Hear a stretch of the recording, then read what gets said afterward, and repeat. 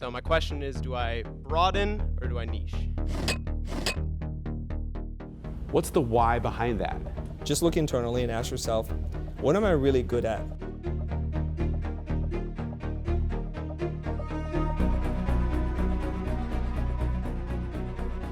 So my name is Alex Brott. I'm a motion graphics designer, and I find myself running into this problem over and over again as I'm trying to move my career forward.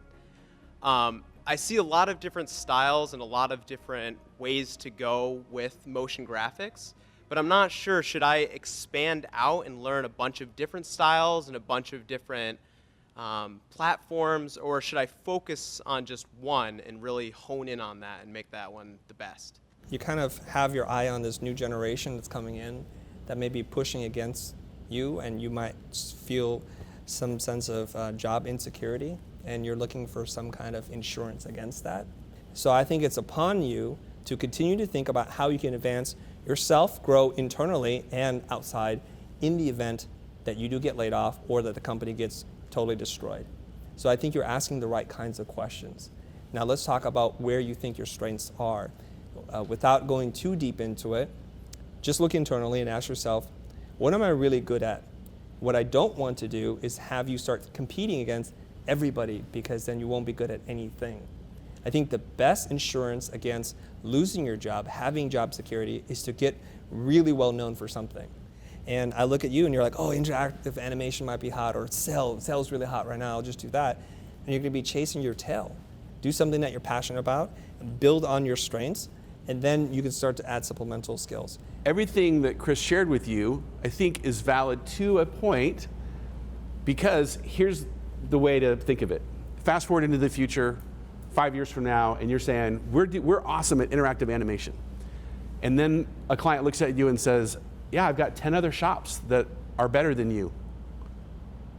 What have you got now? If your positioning is only based on, well, we're really good at it, and somebody says, yeah, but I've got 10 others that are better, you got nothing to go on. So here's the little nugget I'll share that got me thinking about this originally. Who here knows this famous Start With Why talk by Simon Sinek? There's a line in there that have never forgotten, because I remember I was driving down the road when I was listening to that TED talk, and I almost drove off the road. I had to pull over at an exit and think, like, oh my God, this changes everything. And what he said was, again, the goal is not just to sell people who need what you have. The goal is to sell to people who believe what you believe.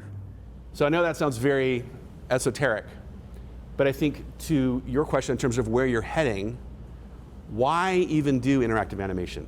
What's the why behind that? We say what we do, we say how we're different or how we're better, and we expect some sort of behavior, a purchase, a vote, something like that. Here's our new car. It gets great gas mileage. It has, leather seats. Buy our car. But it's uninspiring. Here's how Apple actually communicates. Everything we do, we believe in challenging the status quo.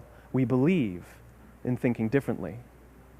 The way we challenge the status quo is by making our products beautifully designed, simple to use, and user-friendly. We just happen to make great computers. Want to buy one? Totally different, right? You ready to buy a computer from me? When you meet somebody who has that same why, that comparison falls away, because there's this connection where they say, I want to do business with you, and whether or not you're the very, very best is actually secondary. The what is secondary to these other things.